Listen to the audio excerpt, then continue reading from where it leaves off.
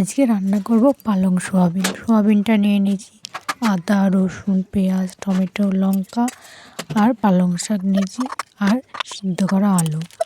একটা বাটিতে জিরে গুঁড়ো, ধনে গুঁড়ো আর হলুদ ভিজিয়ে রাখবো। কড়াইয়ের তেল গরম হয়ে গেলে ওর মধ্যে সোয়াবিন কটা ভেজে নেব।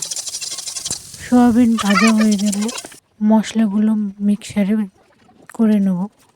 তারপরে পালং শাকটা মিক্সিতে করে নেব। তেলে ফোড়ন দেবো, গোটা গরম মশলা, পাঁচফোড়ন, শুকনো লঙ্কা ফোড়ন দেবো।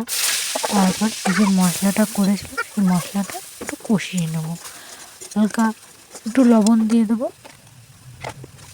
দিয়ে একটু কষে নেওয়ার পরে যে দেখবো হালকা তেল ছেড়ে এসছে, তখন পালং শাকের যে পেস্টটা আমি করে রেখেছিলাম সেটা ওর মধ্যে দিয়ে দেবো।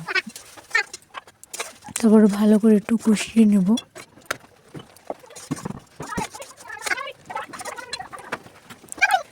একটু কষানো হয়ে গেলে এর মধ্যে যে মশলাটা আমি করেছিলাম, ভিজিয়ে রেখেছিলাম, সেই মশলাটা আমি দিয়ে দেবো।